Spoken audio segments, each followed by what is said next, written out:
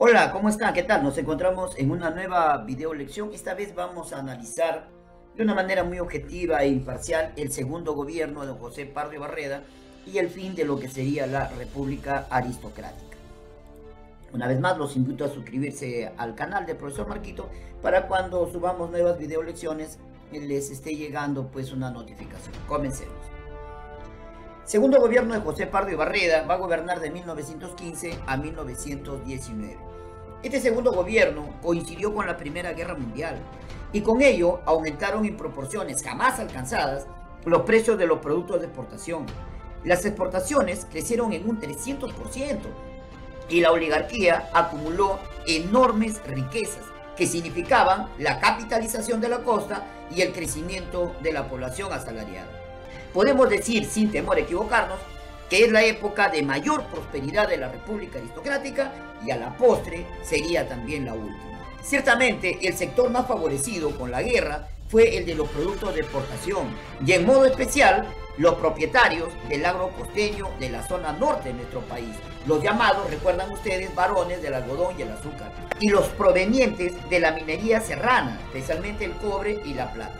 Surgieron así nuevos ricos que originó una plutocracia heterogénea. Aparecen los que luego serían llamados los ricos de medio pelo, es decir, los ricos chuscos, ¿no? En comparación a los ricos que eran pues los aristócratas.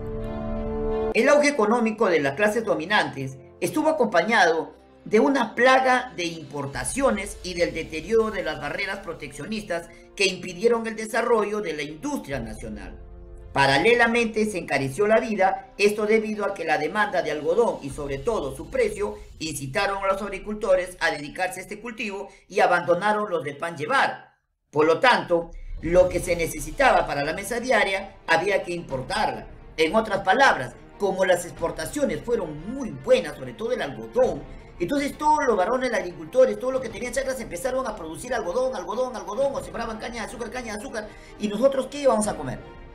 Entonces ya la gente sembraba más algodón y dejaron de sembrar frijoles, papitas, entonces ya no había productos de pan llevar. Por lo tanto, esos productos que no los sembrábamos, nos vimos en la imperiosa necesidad de importarlos. Entonces, ¿de qué servía exportar tanto si teníamos que comprarlo otro? Eso fue realmente terrible en el caso del Perú cuando tenemos oportunidades de desarrollo. Lo anterior provocó entonces un descontento. La más violenta oposición hacia el gobierno vino desde el diario El Tiempo, fundado en 1916. Allí colaboraron jóvenes y combativos periodistas como don José Carlos Mariátegui y César Falcón, que se solidarizaron con los reclamos populares. Se desató entonces una ola de huelgas y protestas. Pardo, para detener el levantamiento popular, aprobó algunas leyes, como la ley del descanso dominical y también la ley del descanso de los días cívicos no laborables, que es la ley número 3010 del 26 de diciembre de 1918. La situación del indio se había empeorado. Es por ello que se produjo la gran rebelión del Rumimaki en 1915, dirigido por Teodomiro Gutiérrez Cuevas, y que finalmente sería derrotada por el gobierno. Como sabemos, en diferentes momentos de la República, la población andina alcanzó situaciones de rebelión abierta contra el gobierno central, contra alguna autoridad local o en realidad contra la permanencia de una situación que lo pone al margen del Perú oficial. Una de las rebeliones más importantes en la zona andina fue la que encabezó Teodomiro Gutiérrez Cuevas, cuyo nombre de guerra fue Rumimaki Corizonco, es decir, mano de piedra, corazón de oro. Se proclamó general y supremo director de los pueblos y ejércitos indígenas del Estado Federal del Tahuantinsuyo. Prohibió los trabajos gratuitos de los indios en su jurisdicción hasta ser retirado de su cargo aparentemente por presión de los gamonales puneños. Los hacendados lo acusaron de presentarse como mesías, de agitar a la indiada y de propiciar un enfrentamiento racial. Así empezó a ser conocido como Rumimaki e inició en 1915 una rebelión de indios en Huancané y Azángaro que fue develada siendo él apresado. Se le abrió en 1916 un juicio y se le acusó de traidor a la patria por querer desmembrar el territorio y establecer un estado independiente. Además, Se le inculpó por querer regresar a los tiempos del Tahuantinsuyo, de incitar el bandolerismo y atentar contra la propiedad privada. En el Congreso, hay que decirlo, tuvo algunos defensores, pero todo lo que se hizo fue formar una comisión que estudiaría los problemas de la región, que como todas las comisiones, nunca llegó a funcionar en el Congreso. Lo cierto es que el levantamiento liderado por Rumimaki no se debió únicamente, como dicen por allá, a la expansión de las haciendas ganaderas a costa de las tierras comunales indígenas o por causa del aumento del precio de lana en los mercados internacionales o a la secuela de abusos a los que eran sometidos los indios por las autoridades locales. No, sino que influyó poderosamente la poca preocupación que siempre han tenido los gobiernos del Perú con la población indígena de los Andes y que poco o nada hacen para resolver o abordar la situación de nuestros hermanos indígenas. Finalmente, esta rebelión fue derrotada. No debemos olvidar que durante este gobierno, el 4 de febrero de 1917, un submarino alemán hundió la barca peruana Lorton, por lo que el 6 de octubre de 1917, el Perú rompe relaciones con Alemania y le declara la guerra. Así el Perú ingresa a la Primera Guerra Mundial. Como consecuencia de ello, el Perú, muy pocos lo saben, pero el Perú estuvo presente en la conferencia de paz que se firmó el Tratado de Versalles. En 1918 también terminó la Primera Guerra Mundial. El término de la Guerra Mundial trajo como consecuencia que se redujeran las exportaciones. Entonces, en nuestro país, aparte que hubo una crisis internacional que se dio, digamos, en el mundo y que provocó la caída de los precios de los productos agropecuarios de exportación, el aumento del costo de vida, se paralizó el comercio, surgen nuevas huelgas. Todo esto trajo pues como consecuencia un descontento contra el gobierno.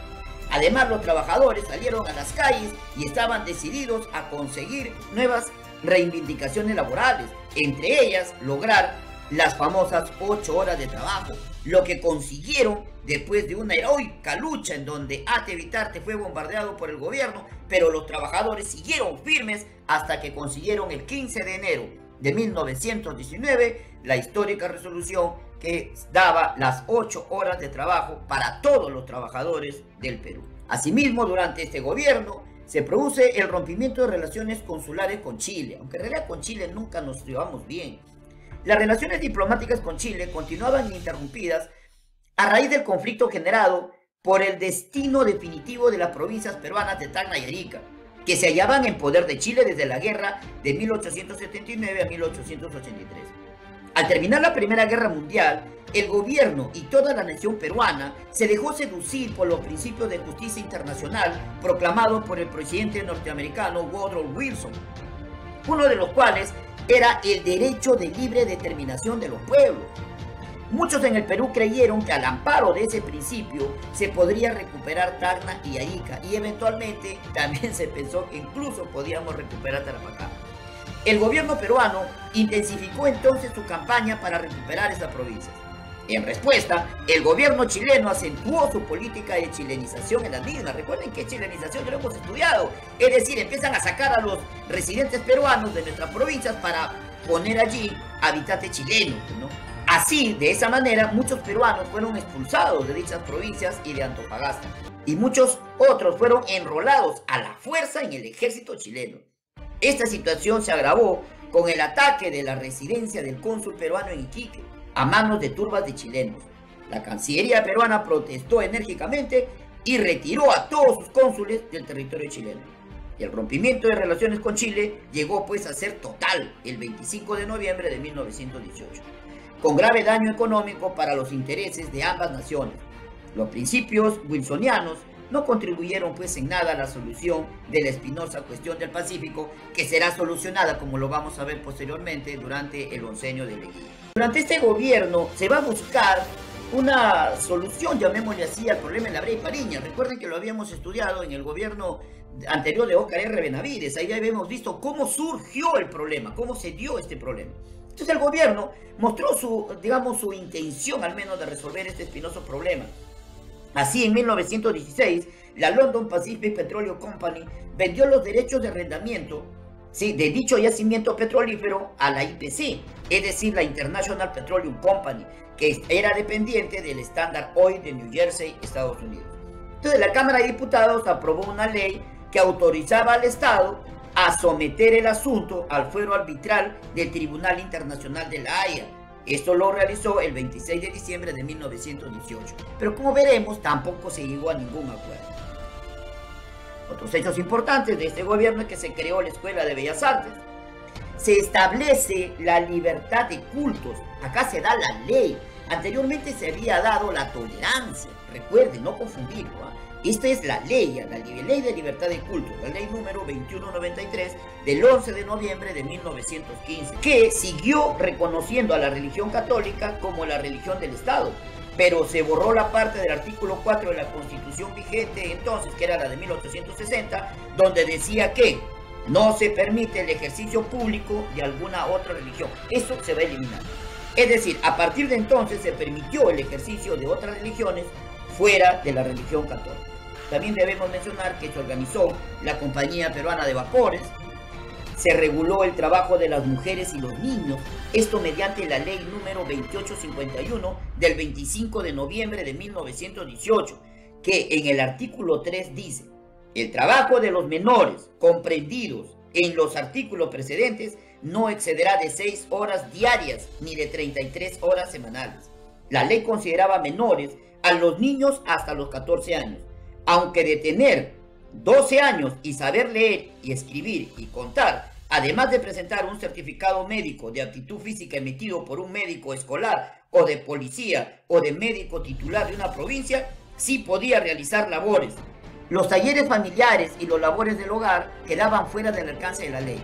En el artículo 5 decía: el trabajo de las mujeres entre 14 y 18 años gozaban del derecho a la jornada laboral de 8 horas diarias. Además, la ley determinó que las mujeres y los menores que sufran accidentes de trabajo deberían ser indemnizados con un 25% más de lo estipulado por la ley. De esa forma, la protección a las mujeres y a los menores era mayor. Entonces, digamos que este gobierno buscó, en forma general, mejorar las condiciones laborales tanto de las mujeres como de los niños.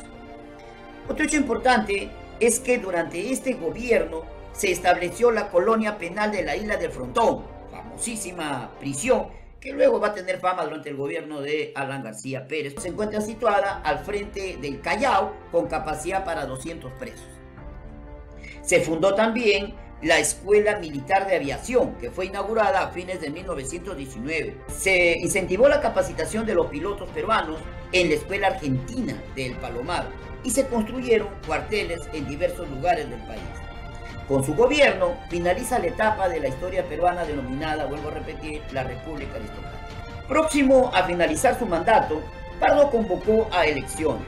Por el Partido Civil, es decir, el partido gobiernista, se presentó Antero Aspilla, rico hacendado del norte, con la anuencia de Pardo. Como candidato de la oposición se presentó don Augusto Bernardino Leguía, ex civilista, enemigo personal de Pardo y que estaba apoyado por un grupo político integrado por el Partido Constitucional y la Universidad de San Marcos, alianza que se llamaría el Partido Democrático Reformista. Los comicios, que no fueron muy limpios, dieron por ganador a Leguía, pero en el recuento oficial se le anularon numerosos votos.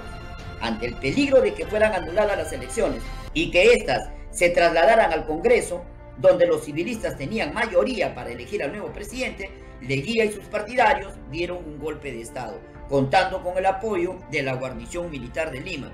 Era el 4 de julio de 1919. Y así se iniciaba una nueva etapa en nuestra historia que se va a denominar la Patria Nueva o también el oncenio de Leguía. Pero eso ya será motivo de otra video lección. Muchas gracias.